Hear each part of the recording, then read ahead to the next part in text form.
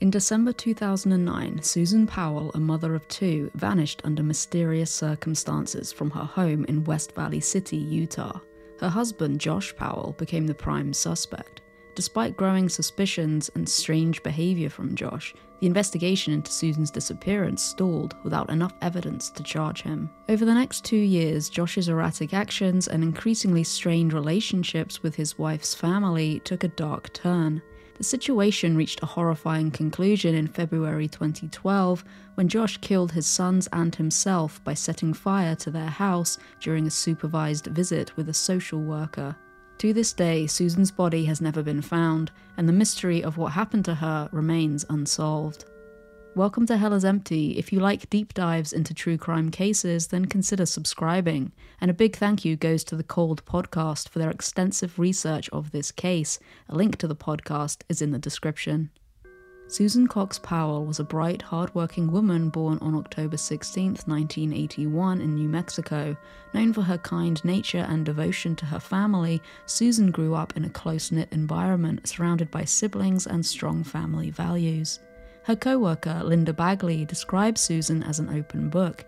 She said, "She was very open. She was like an open book. It felt like she really liked me because she would tell me things that you would think that you would only tell someone that you're close friends with." Her life took a fateful turn when she met Josh Powell, a man with whom she believed she could build a future. Josh Powell had a more troubled past. Born in 1976, Josh grew up in an unstable household, shaped largely by the volatile relationship between his parents. His father, Steve Powell, was a controlling and obsessive figure who had a profound influence on Josh's upbringing. When his parents divorced, Josh distanced himself from his mother and adopted many of his father's troubling behaviors.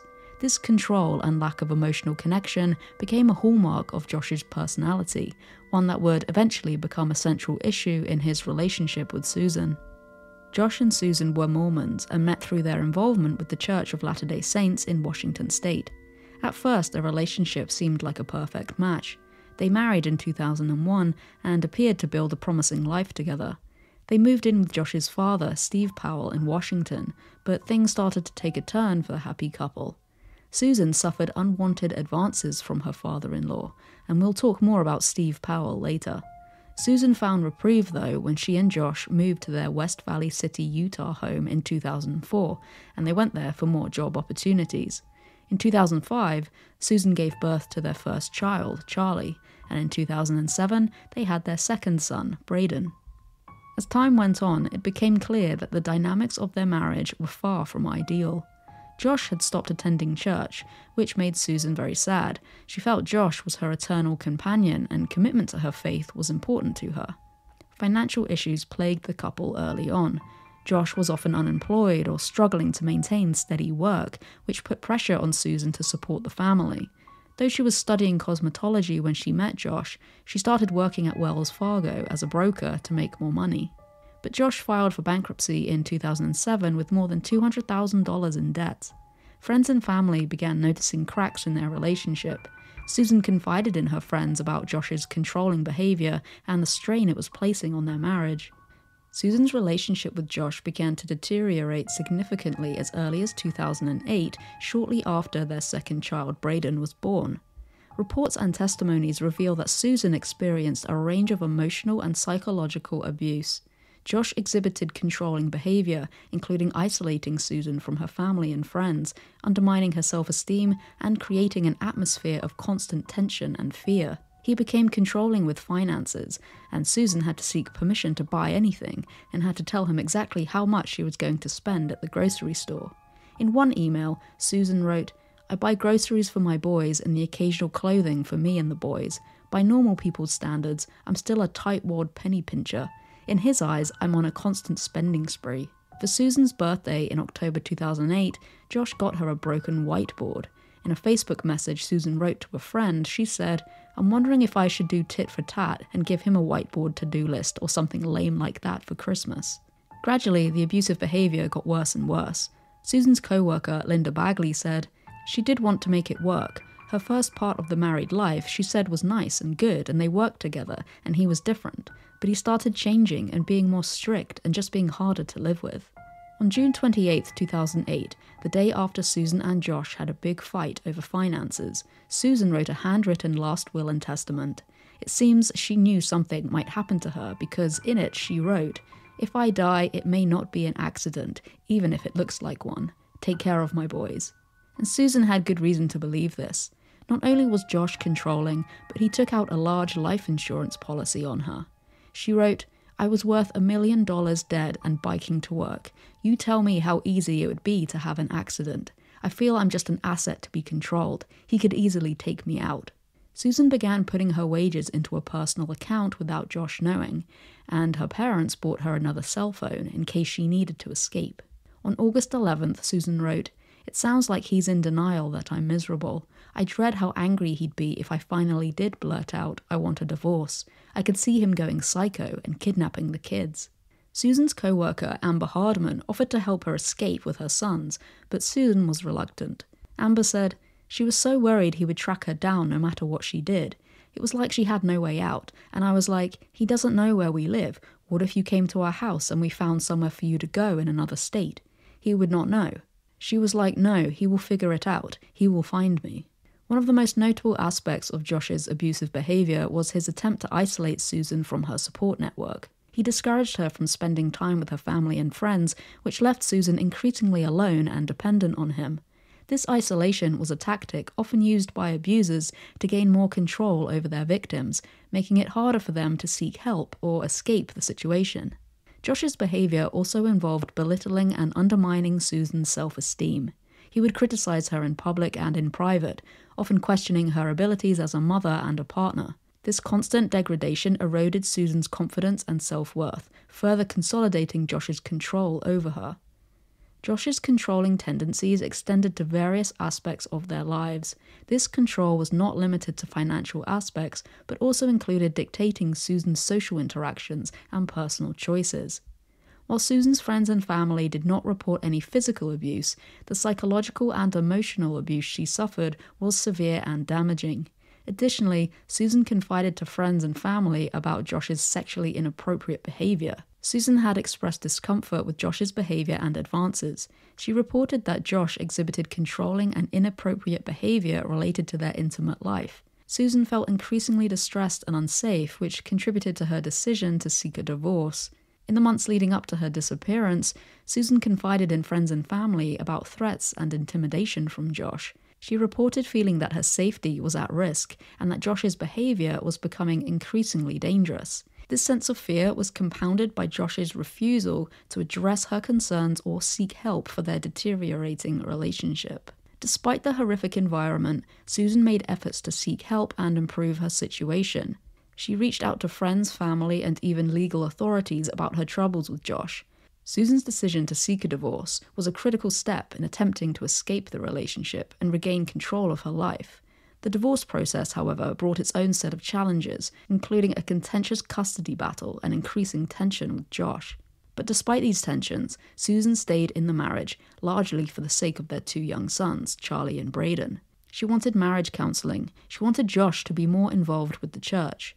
She continued to put on a brave face, but those closest to her saw a woman who was feeling increasingly trapped in a controlling and deteriorating marriage. Towards the end of 2009, Susan decided to set a date, and he didn't go back to the church by their anniversary in April 2010, then she would file for divorce. This would give him about 6 months to improve. But Susan would never see their anniversary.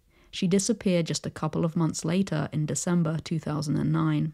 On December 6, 2009, Susan Cox Powell attended church with her family as they often did on Sundays. Friends who saw Susan that day reported that she seemed her usual self, engaged and happy to spend time with her sons. After church, the family returned home, and that evening, Susan spoke to her friend and neighbour, who left around 5 p.m. No one outside of the family saw or spoke to Susan again after that time. The next morning, Monday, December 7, 2009, something unusual happened.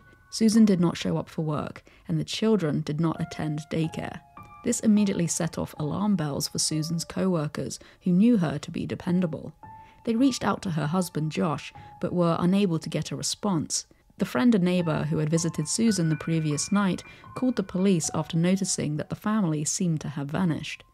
At first, police thought something had happened to the whole family because Josh didn't show up for work either. The police broke into the family's house because they were concerned they might have been poisoned by carbon monoxide. When the police entered the Powell home, though, they found it empty. However, there were troubling signs. Susan's purse, keys, and cell phone were inside the house, which was unusual since she was known to always carry them with her. The police also found 2 box fans blowing on a wet spot on the couch, raising suspicions about what might have occurred the previous night, but there was no immediate signs of a struggle. Later that afternoon, Josh returned to the house with his 2 sons, 4-year-old Charlie and 2-year-old Braden. When Detective Ellis Maxwell saw him pull up, he asked Josh, "Where the hell have you been?" But Josh said he didn't know where Susan was, and so he was taken to the police station for questioning. Josh's explanation of his whereabouts immediately raised eyebrows. Josh claimed that he had taken his 2 young boys on an impromptu camping trip in the middle of the night and driving to a remote location in western Utah.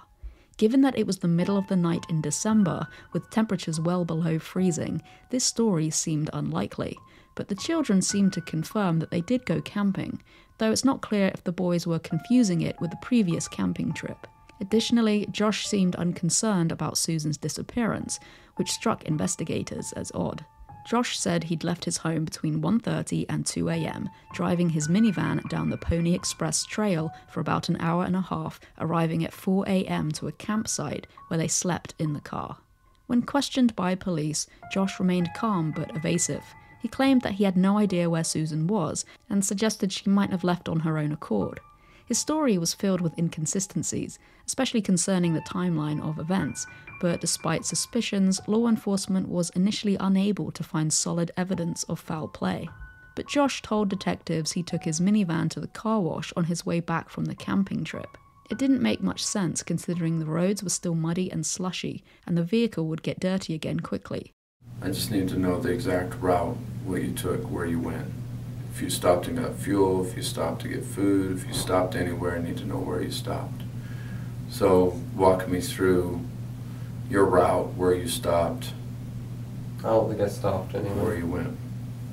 I just went through Tooele and just headed south. Okay, so I need to know your route. I mean, I need to know like where, you say you went through Tooele, you can get to Tooele 2 different ways. How did 80. you get to Tooele? Okay. So you left your house and you used Interstate 80? Yeah. To Tooele? Uh-huh. Okay.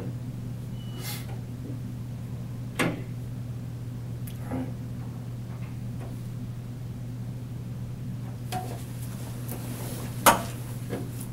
And I mean, I just headed south. Mm-hmm. And found my way onto a Pony Express route, and that was it. Then I just pulled off into some trail. Mm-hmm.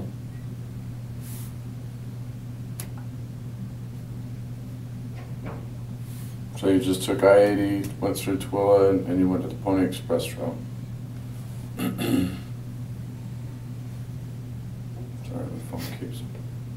Gotta kind of screen these calls. And you didn't stop anywhere. I don't think so. Okay, so you're saying you already had a full tank of gas, you didn't have to fill up? Yeah. Yeah, what?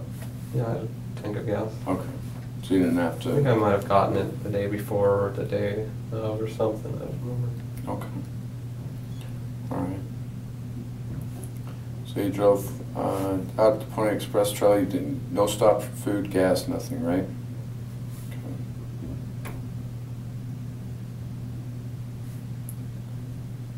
Okay. And you get the Pony Express Trail, obviously go east, or sorry, west, right?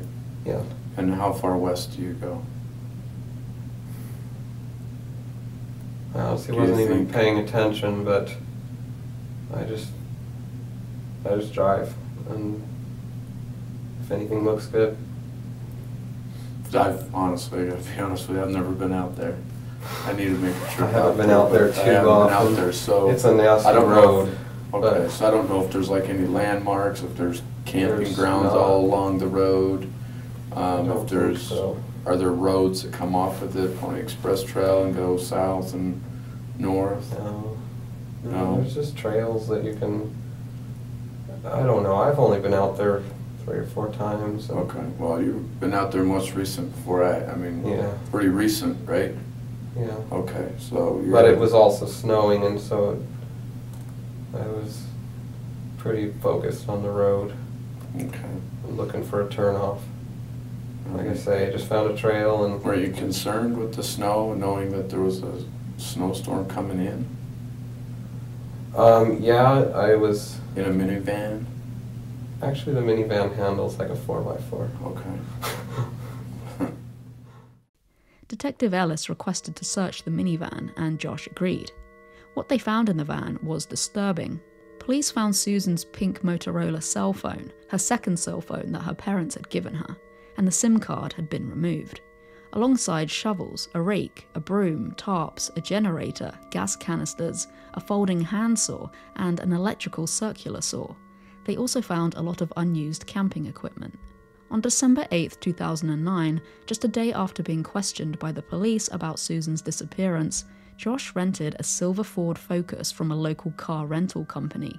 He kept the car for approximately 24 hours, driving around 800 miles during this period, but he never provided a clear or credible explanation for his journey. His first stop after renting the car was his bank, where he took out $600. After that, no one knows where he went. There was no reported sightings of him, and his phone did not connect to any towers. Investigators tracked the car's mileage and found he went as far as 400 miles away from home before turning around and driving 400 miles back, but they were unable to determine the exact locations Josh had visited. Despite extensive searches along potential routes, no conclusive evidence was found to link the trip to Susan's whereabouts. It's possible that being questioned by police spooked him, so he moved Susan's body to another location, or he was disposing of evidence. As the investigation into Susan's disappearance unfolded, more details emerged that painted Josh Powell in a suspicious light. First, there was his odd behavior after Susan went missing. Despite his wife's sudden disappearance, Josh refused to cooperate with police, hiring an attorney almost immediately and declining to participate in formal interviews. He also refused to take a polygraph test. Investigators focused on several key pieces of evidence that raised further questions. The 2 box fans, positioned to dry a wet spot on the living room couch, were one of the more puzzling discoveries. Josh claimed that Susan had cleaned the couch the night before, but forensic investigators worried that it could be an attempt to cover up something more sinister, such as blood or evidence of a struggle. They took samples from the home and conducted forensic testing. The family's minivan, which Josh had used for his alleged camping trip, was also examined. The police found the items previously mentioned, along with traces of Susan's DNA inside the van, but it wasn't enough to indicate foul play. Investigators grew increasingly frustrated as Josh's story failed to add up, but without concrete evidence, they couldn't move forward with an arrest. But the eldest son Charlie had started talking. He told a detective, "My mum stayed where the crystals are." Detective Ellis questioned Josh about what Charlie had said, but Josh said that Charlie was lying. He said, "She was not with us. I didn't leave her at the Pony Express. I didn't just take her out and drop her off or even do anything." I just spoke with some of our other detectives, and you're gonna have to wait here with us. You're not gonna go anywhere.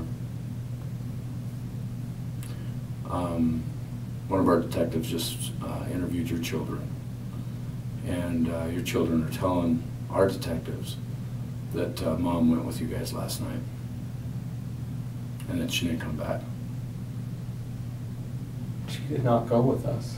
Okay, well, with that, just getting that information, you're not going to go anywhere. I'm not going to let you leave. I'm going to detain you. You sit right here. If you want a lawyer and you want to talk, or you want to change your mind and talk, or take a CBSA test, then we can do those things, but Now with that in mind, They know that she didn't go with us. well, here's the thing, kids are very honest. That's one thing I've learned in the years of doing this job. that when kids talk to us, we'll listen because they're honest. And they never lie. They don't make things up. So if they're saying they were with you, they were with you. Okay? I mean, she was with you. So I have to believe the kids. So now it's going to be up to you if you want to help us find her and help us get to the bottom of what really happened here. That's what we're here for, okay? We're going to find out either way, with your help or without your help. I honestly don't need your help. I feel confident enough in my investigation and his investigation and everybody else involved. We have great detectives in this department that will find out what happened. We'll get to the bottom of this with your help or without your help. So I want to give you the opportunity to help us and tell us what really happened. Because you're the only one that knows. Nothing that happened. She was not with us. And if my kids said that... So your kids lie then? Do your kids lie? Sometimes they do. I mean, if they said that she was with us, they know that's not true. So if they and say... if they said that she was with us, then I guess that would put her out in the Pony Express. Okay, and that's my concern. That's our concern. It is cold outside. And if there's any way we can help her, we can help her right now if you help us out. No, she was not with us. I didn't leave her at the Pony Express. I didn't just take her out and drop her off or even do anything. Okay. Let's go back to the rights real quick. You're not leaving either way. Okay? So what I want to do is I want to have you answer some questions for us. Because you can't leave either way. But what I want you to be aware of is, do you have rights? Okay? And it would probably be to your best interest to listen to his rights. Well, he's going to read to you. okay, but I do want the lawyer, because at this point, I definitely want the lawyer. Okay. The crystals that Charlie could have been referring to might be the Dugway geode beds where the Powell family had visited before. It's near the Pony Express trail where Josh said he drove when they went camping that night. Concerningly, Susan's friend and co-worker Amber Hardman told police about something eerie Josh had said at a Christmas party the year before. They were talking about true crime TV shows, and Amber told police, "I remember hearing him say, 'Those shows are so dumb. Those people always put the bodies in the stupidest places. It's always so obvious.' Josh was like, 'If it was me, have you ever been out to the West Desert? There's mines everywhere. Nobody's going to find anything out there.'" Just days following Susan's disappearance, police searched the geode beds but found nothing. Unfortunately, there are hundreds of abandoned mines in that area, and Susan might be in one of them.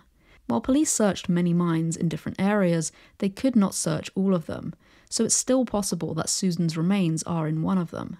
Near Topaz Mountain, cadaver dogs hit on a pile of rocks. After searching there, police didn't find human remains, only small pieces of charred wood, which were taken for testing, but the testing didn't reveal any presence of DNA. But the mention of crystals wouldn't be the only thing Charlie would say. A couple of years later, as the boys got a bit older, they began to speak more about their missing mother. Charlie told one of his teachers that his mum had gone camping with them, but she was dead. He said, "Mummy was in the van but didn't come back with us."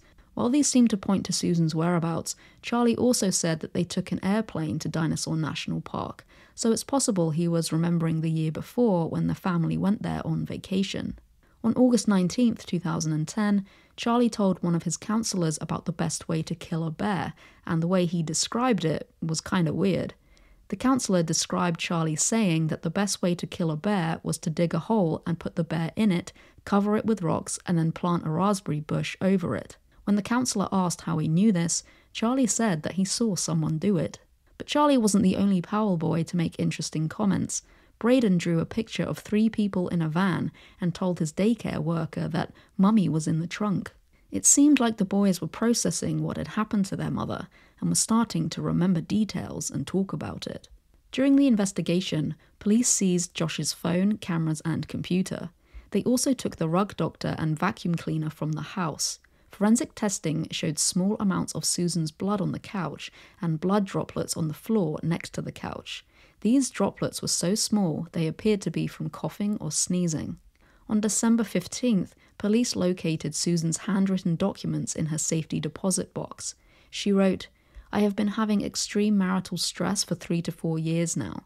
For mine and my children's safety, I feel the need to have a paper trail. He has threatened to skip the country and told me if we divorce, there will be lawyers." Police also discovered that Josh had liquidated Susan's retirement account, and just 10 days after Susan had gone missing, Josh was receiving physical therapy for a shoulder injury.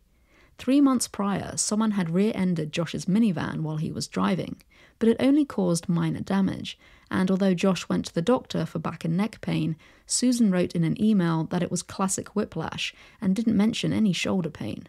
So it's unlikely that the minor rear-end accident would have caused a rotator cuff shoulder injury.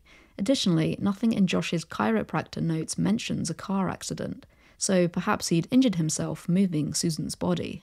Needing more leads, Susan's friends and co-workers were interviewed, and they provided additional insights into the troubling nature of her relationship with Josh. Many of them recounted instances where Susan had expressed fear and concern about her husband's erratic behavior and his controlling nature.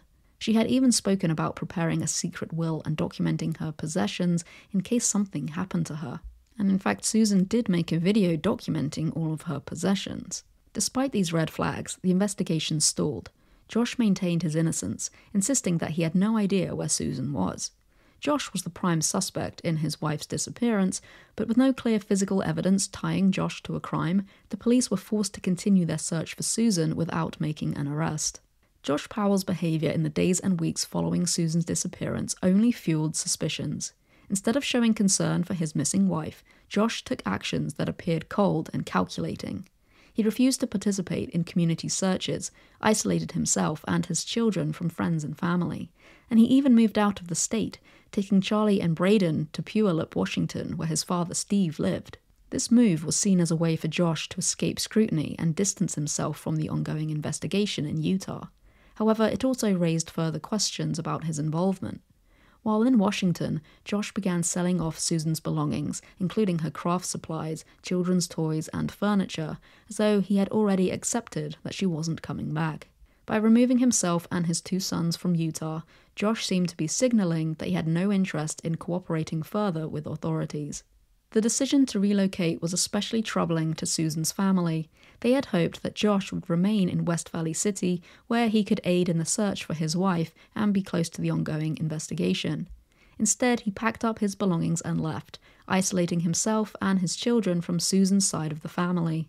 This act of distancing furthered the narrative that Josh was hiding something and deepened the suspicion surrounding him. Once in Washington, Josh withdrew from the community and kept a low profile, refusing to participate in any public search efforts. But throughout this time, Josh maintained his innocence, but his actions were far from those of a grieving husband. He granted a few interviews to local media, but offered little in the way of helpful information.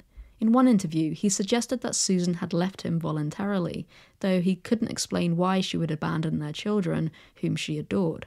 His demeanour during these interviews was widely criticised as emotionless and indifferent, fueling public speculation that he was responsible.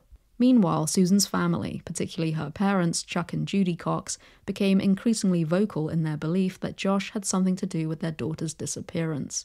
They were adamant that Susan would never leave their children behind, and that her relationship with Josh had been deteriorating for some time. They also expressed frustration with the pace of the investigation, feeling that Josh was being allowed to escape justice. One person in Josh's family who was not on his side was his older sister Jennifer. She suspected that Josh had done something to Susan, so she came forward to the police and suggested she wear a wire. Since Josh hadn't cracked during his police interviews, she thought maybe he'd open up to his own sister. Detective Ellis loved the idea, but to make it safe, he had officers on standby, ready to swoop in should Jennifer need assistance. On January 22, 2010, Jennifer and her husband Kirk arrived at Stephen Powell's house. The rest of the family were there, including Josh and Jennifer's other siblings, John, Michael, and Alina, as well as their father Steve and Josh's sons Charlie and Braden. Jennifer and Kirk stayed for dinner, but Josh didn't mention Susan's disappearance. Wanting to get something out of him, Jennifer took Josh aside so that they could speak alone. She told him that she heard he might soon be arrested, and perhaps he should consider taking a plea deal. But Josh was quick to defend himself. He said, "I haven't done anything, and there is no plea bargain."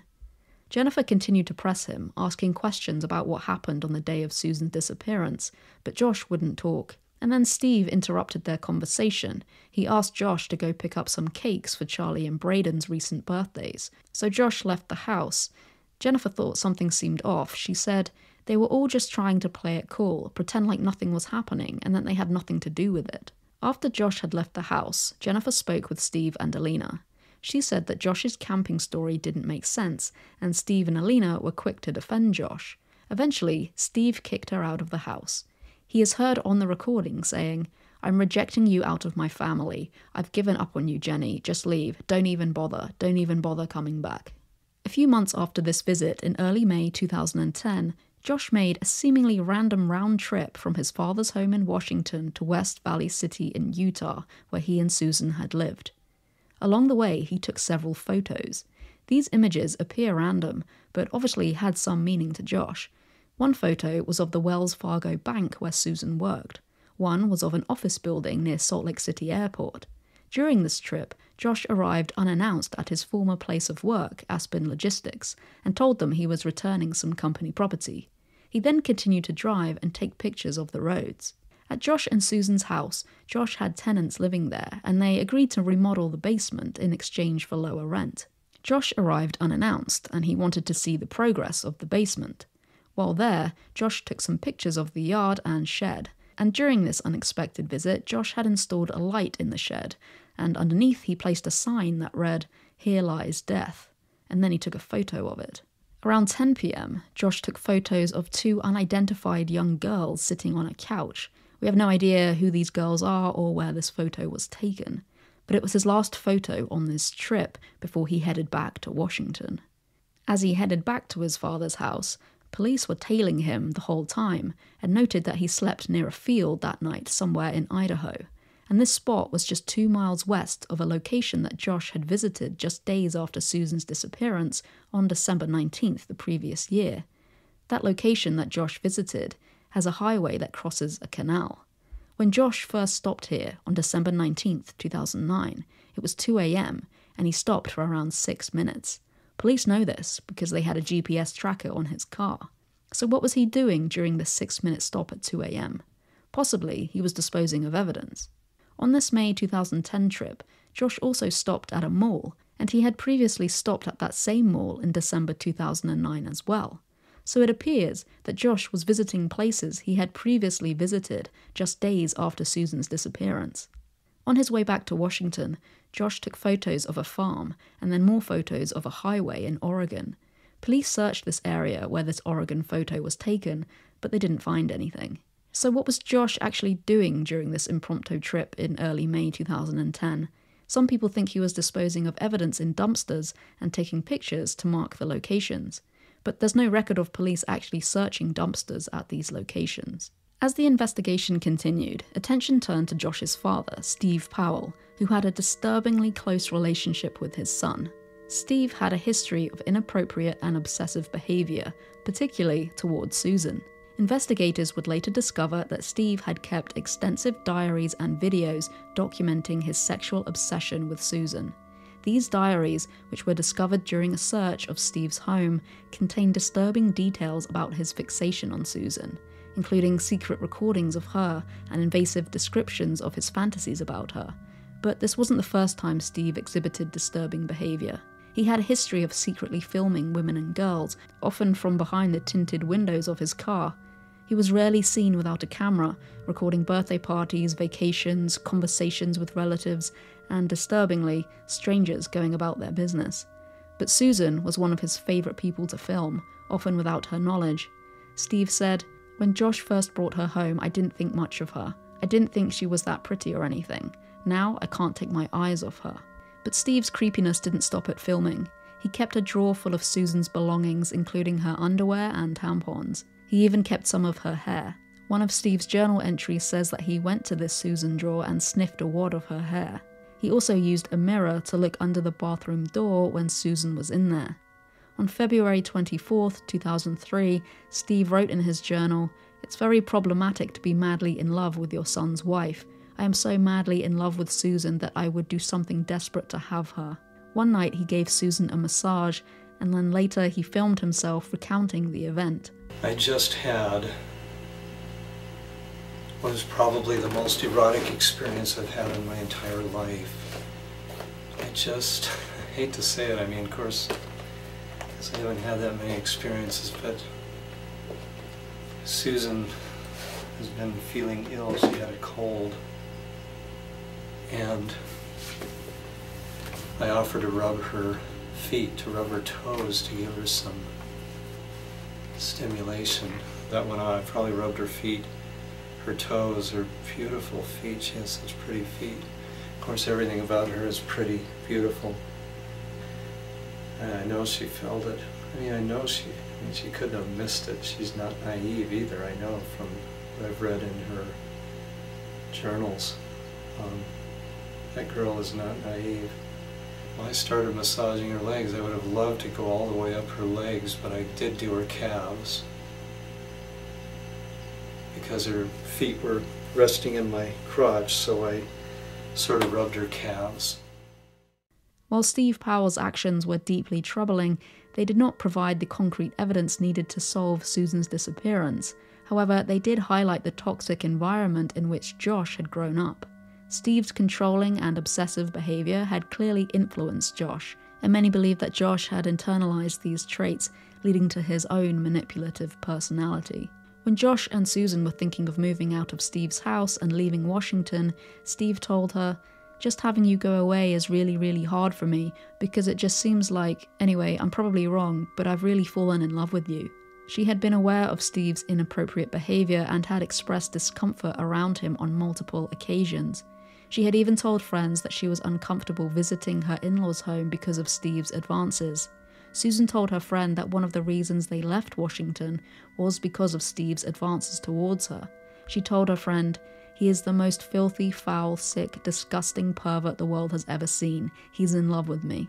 However, Josh had largely dismissed her concerns, choosing to side with his father rather than supporting his wife. This lack of empathy and understanding contributed to the growing rift between Susan and Josh, and it became clear that Josh had inherited many of his father's troubling traits. Despite Steve's disturbing behavior, he was not initially viewed as a suspect in Susan's disappearance. However, investigators began to focus more on the Powell family dynamics, suspecting that both Josh and Steve had something to hide. The relationship between father and son was one of mutual dependence and control, with Steve exerting a significant influence over Josh's actions. Steve's journal entries directly after Susan's disappearance show concern for Susan. Steve heavily suspects that Josh murdered her and possibly cremated her body. He seems disgusted with his son, but chooses to stick by him anyway. In one entry, just 2 days after her disappearance, he wrote, "I want Josh to be with his boys, but I'm also angry with him for murdering such a beautiful woman. She had her problems, and communication was a huge one, but she did not deserve to have her life ended at 28. That he could do such a thing once suggests that he could do it again. If things go too badly, he could murder the boys and hang himself to avoid going to prison and leaving them with the Mormon families that would no doubt take custody of them." It's eerie that Steve knew exactly what would happen next. He clearly knew his son very well. Police did interview Steve, and he consented to a search of his home. He said, "If they can help you, if there's something I can do, I will help." When police arrived at Steve's house, they found a mountain of interesting objects. In Alina's room, they found a computer running file eraser and encryption software. In John's room, they found drawings of swords through women's vaginas, collections of toenail clippings, and a bag of hair. And then they found Steve's belongings, and this shit gets strange. They uncovered a trove of child sexual abuse material and hundreds of voyeuristic video recordings of women and young girls, including videos he had secretly taken of Susan. These discoveries led to Steve's arrest and conviction on multiple charges of voyeurism and possession of CSAM. While Steve's arrest was unrelated to Susan's disappearance, it reinforced the belief that the Powell family was deeply dysfunctional and capable of horrific acts. In June 2012, Steve Powell was convicted of the voyeurism charges and sentenced to 2.5 years in prison. The trial court had initially dismissed the charge for possession of CSAM in 2012, but the state's Court of Appeals reinstated the charge in 2014. He was convicted of possession of CSAM in 2015 and spent another 2 years in prison. Steve served a total of 7 years in prison before being released in July 2017, and then he died of heart problems a year later.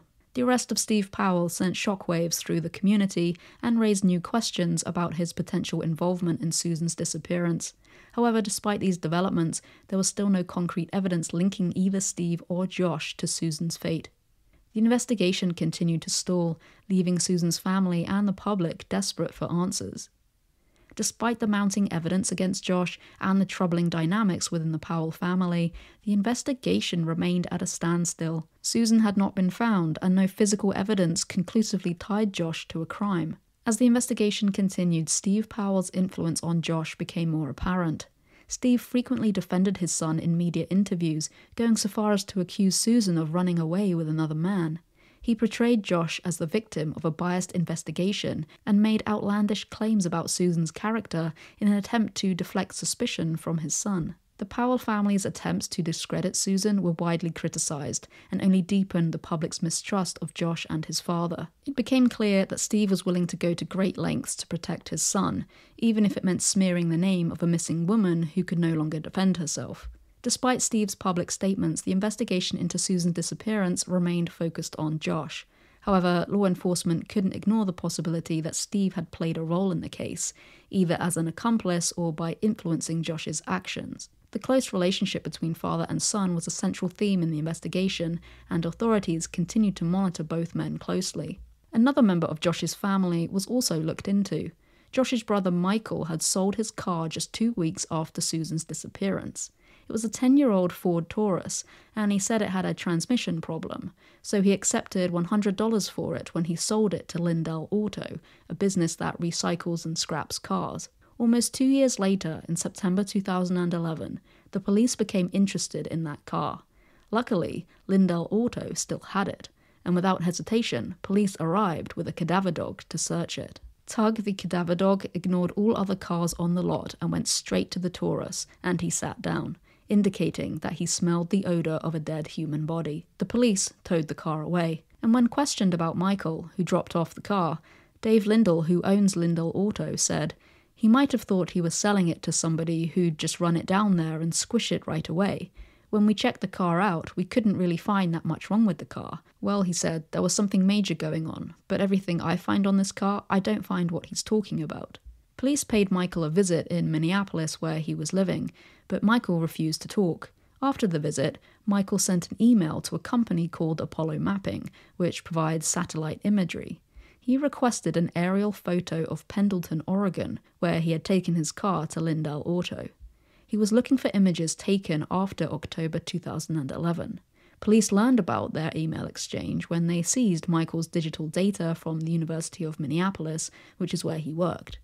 Police then reached out to Katie Nelson from Apollo Mapping, and she agreed to set up a recorded phone call with Michael to see if she could get more information out of him. So Katie called Michael and told him that a new image of Pendleton was available if he was interested. She asked him if there was a specific address in Pendleton he was looking for. Michael said it should be like Lindell's junk, Lindell's junkyard, or Lindell's auto salvage, I bet. Katie said she would check on that and get back to him. Police then informed Katie that Michael had taken his car here a year prior and that cadaver dogs had hit on the vehicle. She was shocked. Katie then told Michael that an image showing part of the Lindell Auto lot was available if he wanted to purchase it, and he did. Katie said, so that would have been $437.50. Rather surprising that someone wants to spend that kind of money, but in his desperation, you pay a lot for the security of knowing that people don't know your secret, which I think is what that was worth to him. So was Michael requesting a satellite image of Lindell Auto to see if the Taurus was still there? We don't know, but it is sure interesting that he was looking for that satellite image of that area. As time passed, Josh Powell faced growing scrutiny from both the media and the public. His behaviour in the aftermath of Susan's disappearance was widely seen as suspicious, and his refusal to engage in the search for his wife only added to the mystery. While law enforcement was unable to charge Josh due to lack of physical evidence, the court of public opinion had already turned against him. Josh's approach to handling the media was as peculiar as his behaviour during the investigation.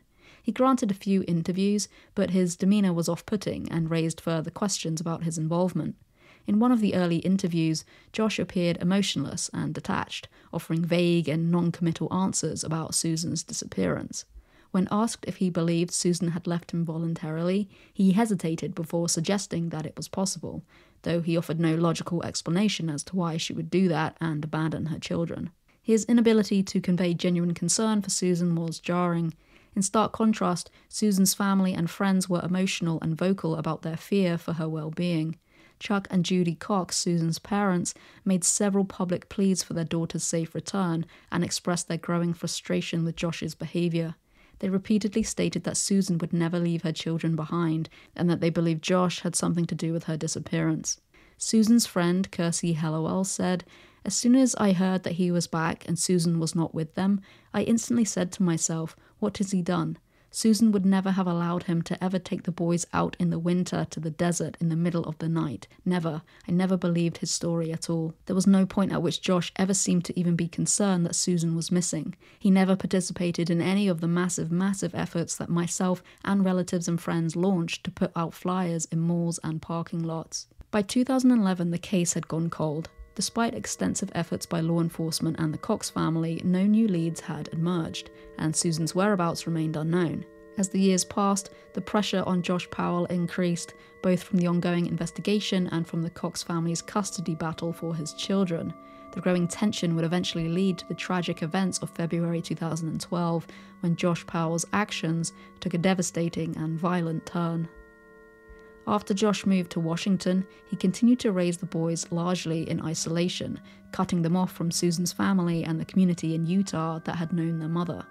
Over time, the Cox family became increasingly concerned about the well-being of Charlie and Braden, fearing that they were living in a toxic environment under Josh's care and in close proximity to their grandfather, Steve. By 2011, the revelations about Steve's behaviour had come to light, and Chuck and Judy, Susan's parents, filed for custody of their grandsons, arguing that Josh was an unfit parent and that his father's criminal activities posed a serious risk to the children. In September 2011, just days after Steve's arrest, the Washington State Department of Social and Health Services removed Charlie and Braden from Josh's custody, placing them in the care of their grandparents, the Coxes.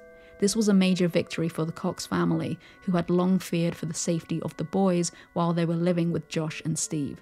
The children by this time were beginning to exhibit troubling behaviours and were showing signs of trauma. Charlie, the older of the two boys, had made several disturbing statements about his mother's disappearance by this time. The custody battle between Josh and the Cox family intensified as Josh fought to regain custody of his sons. Throughout this process, Josh continued to deny any involvement in Susan's disappearance, and he presented himself as a loving father who was simply trying to protect his children. Despite Josh's efforts, the court ruled that he would only be allowed supervised visitation with his sons. This was a significant blow to Josh, as he had been hoping to regain full custody. The court-appointed social workers who supervised these visits noted that while Josh appeared to be a doting father, there were underlying concerns about his mental state and his ability to care for them. His increasingly isolated and desperate demeanour worried those who were closely monitoring the case. As the custody battle wore on, Josh became more isolated and agitated. He expressed frustration with the legal system and the media, feeling that he was being unfairly persecuted. Despite his claims of innocence, the shadow of Susan's disappearance continued to hang over him, and it became clear that he was losing control of the situation. In January 2012, Josh was ordered to undergo a psychological evaluation as part of the custody proceedings. The results of the evaluation were alarming. The evaluator concluded that Josh displayed narcissistic traits and was unable to acknowledge his role in the dysfunctional family dynamics. The report also expressed concern about Josh's emotional instability and noted that his ability to parent his son safely was questionable.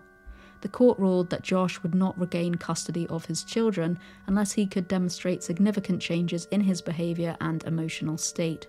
After this, friends and family noticed a shift in his behaviour. He became more withdrawn, rarely leaving his home and refusing to engage with anyone outside of his immediate circle. He also stopped making public statements about his innocence, retreating further into isolation. There were reports of him asking the boys unsettling questions about their mother and making cryptic statements about their future. Those monitoring the case began to fear that Josh was planning something drastic, but no one could have predicted the horrifying turn of events that would happen. On February 5th, 2012, which was Super Bowl Sunday, Josh Powell was scheduled for one of his regular supervised visits with Charlie and Braden. A social worker, Elizabeth Griffin Hall, arrived at Josh's home in Graham, Washington, where he had been living for the past couple of months. She arrived with the two boys around noon. The visit was supposed to follow the usual routine, with Elizabeth monitoring the interactions between Josh and his sons. However, as soon as Elizabeth arrived at Josh's house with the boys, they ran ahead of her towards the front door, and Josh quickly pulled them inside. He locked eyes with Elizabeth and then slammed the door shut, locking her out. Elizabeth immediately sensed that something was wrong and began pounding on the door, ringing the doorbell and yelling for Josh to let her in, but Josh ignored her. Within a few minutes, Elizabeth called 911 and reported that she had been locked out of the house during a supervised visit. She expressed concern for the children's safety, saying that she heard the children crying and smelled gasoline, but the dispatcher did not understand the severity of the situation. In fact, this 911 call is deeply frustrating. The dispatcher fails to hear what Elizabeth is trying to tell him and ignores her plea for help. He tells her that police officers will arrive once they've handled more pressing emergency situations first. Elizabeth begs him to send an officer now, telling him that this is an emergency, but the dispatcher still brushes her off. Reporting. Hey, I'm on a supervised visitation for a court-ordered visit, and something really weird has happened. The kids went into the house, and the parent, the biological parent, whose name is Josh Powell, will not let me in the door. What should I do? What's the address? It's 8119, and I think it's 89th. I don't know what the address is. Okay, that's pretty important for me to know. I'm sorry, I can't. Just a minute. Let me get in my car and see if I can find it. Nothing like this has ever happened before at these visitations, so I'm really shocked. And I could hear one of the kids crying, but he still wouldn't let me in. Okay, it is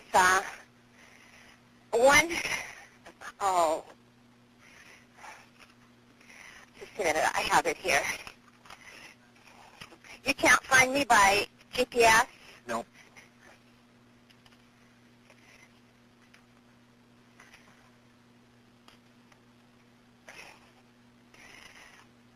Okay, it is, I still can't find it.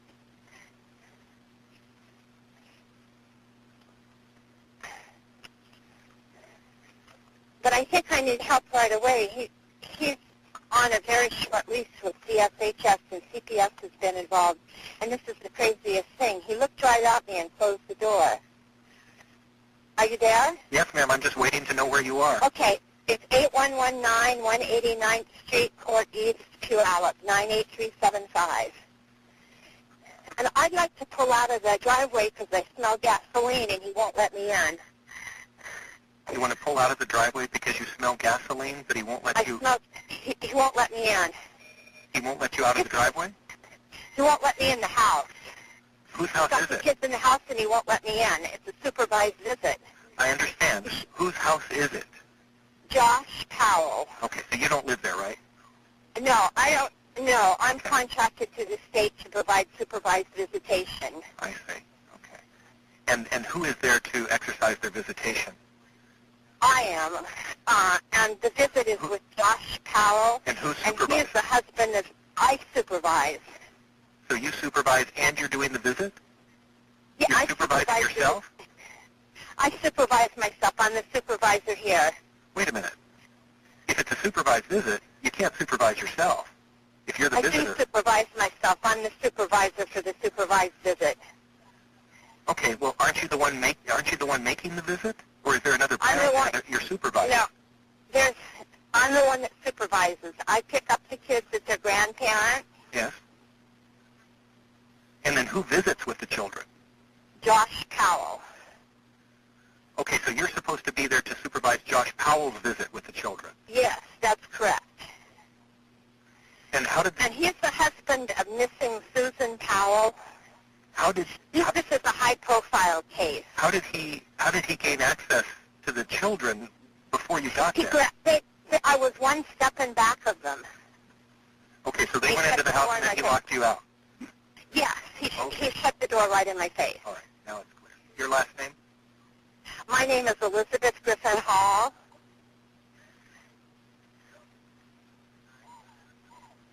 Griffin Hall is hyphenated? Yes. And what's your phone number, Elizabeth?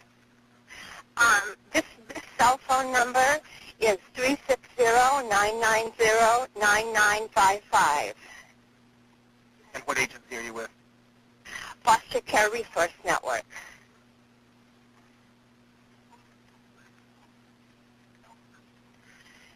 And the kids have been in there by now approximately 10 minutes.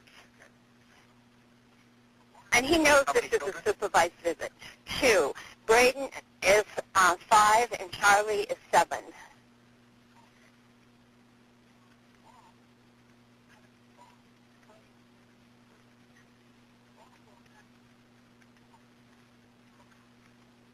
And the dad's last name? Powell, P-O-W-E-L, L. 2 L's? 2 L's at the end of Powell? Yes. His first name? His first name is Josh. Black, white, Asian, Hispanic, native? He's white. Date of birth? I don't know. He's about 39. How tall? 5'10", 150 pounds. Hair color? Brown. Did you notice what he was wearing? No, I didn't notice what he was wearing. Is he alone then, or is anybody? I don't know. I couldn't get in the house.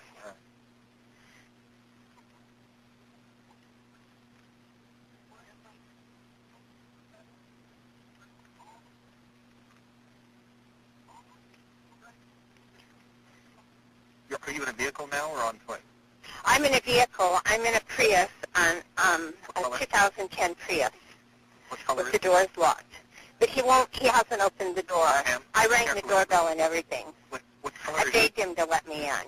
Elizabeth, please listen to my questions. What color is the Toyota Prius? Gray, dark gray. And the license number? I don't know. I can look.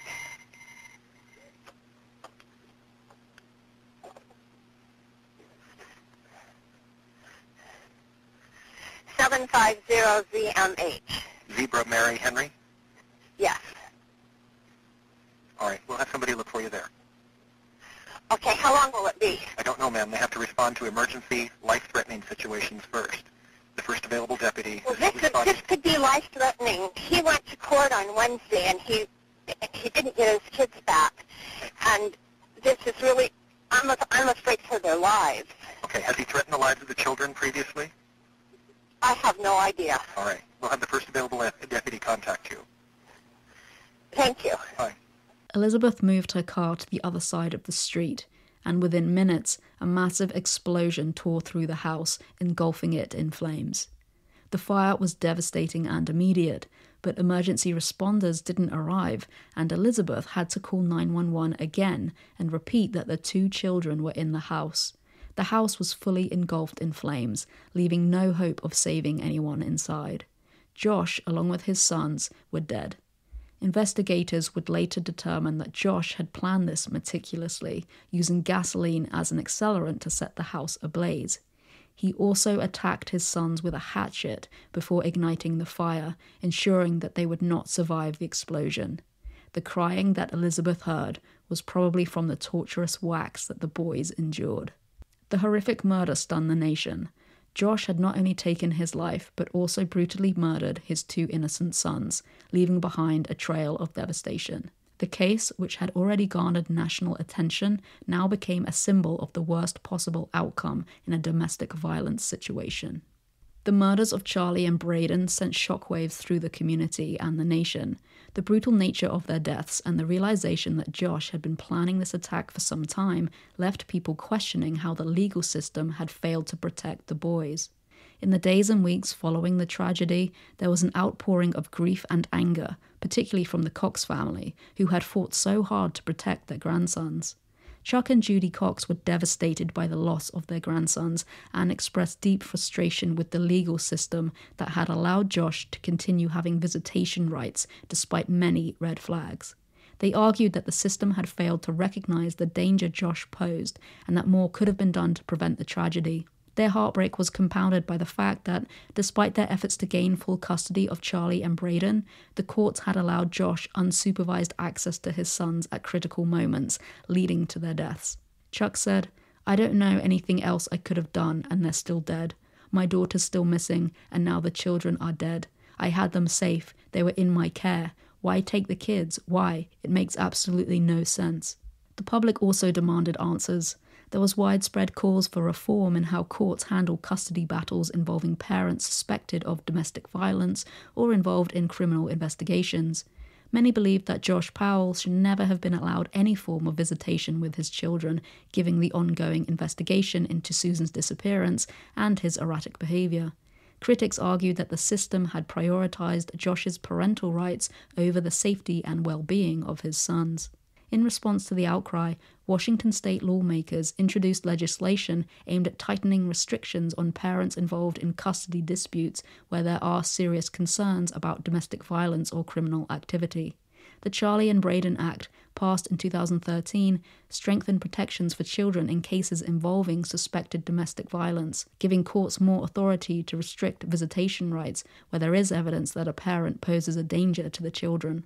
Even in the wake of the horrific murders, the question of what happened to Susan remains unanswered.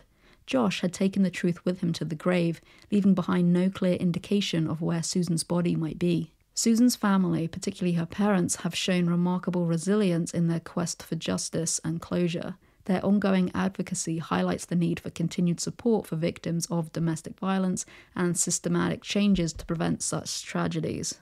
The Cox family inevitably sued the State Department of Social and Health Services for failing to protect their grandchildren. The family were initially awarded $98.5 million in damages, but this was cut by 2/3 by the trial judge, who said that the jury had acted out of passion in awarding that much. However, the appellate court reinstated the award. In August 2023, the family received the record $98.5 million. Chuck said he was going to use the reward money to honor his late grandchildren. "I intend to use the award to try and help other people so that we can save more children." Josh Powell, Steve Powell, and Michael Powell are all dead. Whatever secrets they kept about Susan's death was taken to the grave with them, and consequently no one has been held accountable. Detective Ellis has regrets. He said, "There's answers that I'll never ever get, and there'll never be any justice held against anybody for their actions, and the likelihood of Susan ever being discovered is, in my personal opinion, very super low. I have empathy for the Coxes. I can't imagine losing a child and never being able to see them again, or put them to rest, or not ever have any answers. That would be something I wouldn't wish upon my worst enemy. That's just horrible." Don't forget to subscribe for more true crime videos. Thank you for watching.